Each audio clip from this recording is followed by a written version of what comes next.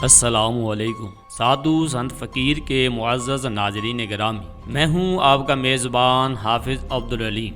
آج میں آپ کو بتاؤں گا بلڈ گروپ کی اہم معلومات اور اس کی تاریخ۔ یہ 1881 کی بات ہے کہ ڈاکٹر ولیم ہرسٹڈ کی بہن زچگی کے بعد خون کی کمی سے مرنے والی تھی۔ تاؤ ولیم نے اپنے بازو سے خون اپنی بہن کے بازو میں ڈالنا شروع کیا۔ حیرت انگیز طور پر بہن آدھے گھنٹے میں ٹھیک ہونے لگی۔ اس وقت تک بلڈ گروپ دریافت نہیں ہوئے تھی۔ یہ پورا تجربہ اتفاقی طور پر کامیاب ہوا تھا۔ وہ بہت خوش قسمت تھے۔ اس سے پہلے 1867 میں سا ہیپٹسٹ نے اپنے مریض کو بھیڑ کا خون لگایا، جس سے وہ بہتر ہو گیا۔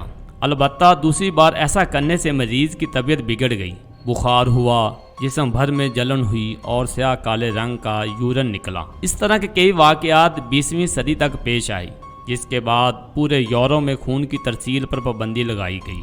یہ کارنامہ 1901 میں آسٹرین ڈاکٹر کارل لینڈ اسٹینر نے سر انجام دیا۔ انہوں نے خون کے ان گنت نمونے لیے اور انہیں مائکروسکوپ پر آپس میں ملانے لگے۔ 4 سال تک تجربات کو انہیں 8 قسم کے خون نظر آئے۔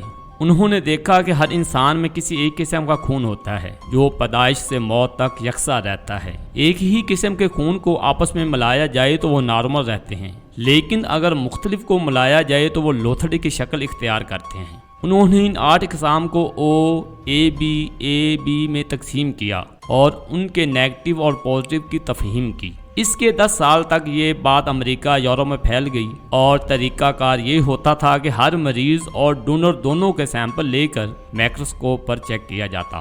اگر وہ لوتھڑا بنتا تو دوسرا ڈونر چیک کیا جاتا اور یہ پوری ترتیب دہرائی جاتی۔ خون ہمیشہ ڈائریکٹ ڈونر سے مریض کو لگایا جاتا۔ سکریننگ اور دیگر ہیپاٹائٹس ٹیسٹ کسی بھی وہم و گمان میں بھی نہیں تھے۔ اس طریقے میں وقت بہت لگتا تھا، لیکن ہزاروں لوگوں کی جان بچائی گئی۔ اب تک خون کی پیکنگ اور ترسیل کا کوئی نظام نہ تھا، کیونکہ جسم سے نکل کر کھلی ہوا میں خون فوراً جم جاتا۔ اس کے بعد خون کو محفوظ کرنے کے لیے تجربات شروع ہوئے۔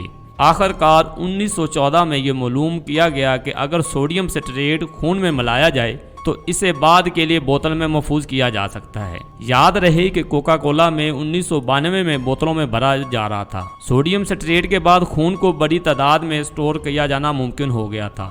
2 سال بعد 1916 میں امریکی ڈاکٹر نے ایک کیمیکل ہیپرین کی دریافت کی جو خون کو زیادہ وقت کے لیے محفوظ رکھ سکتا تھا۔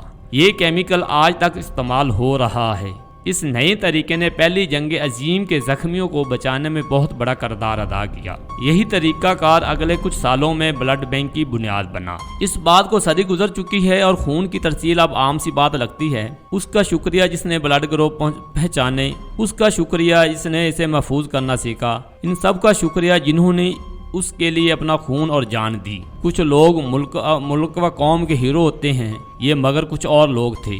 روئے زمین پر ان جیسے ہیرو پہلے کبھی نہیں آئے، اس لیے رہتی دنیا تک انسانیت ان کی مقروض ہے۔ ان کے نام مزار ہیں، نہ زیارت ہوتی ہے، نہ مجاور ہیں جو ان کی شان بیان کریں، مگر واللہ ان سے بڑے ہیرو کوئی نہیں گزرے۔ نہ جانے بابا آدم کا بلڈ گروپ کیا تھا اور نہ جانے کس نقطے پر ان کی اولادیں ایسی تبدیل ہو گئی۔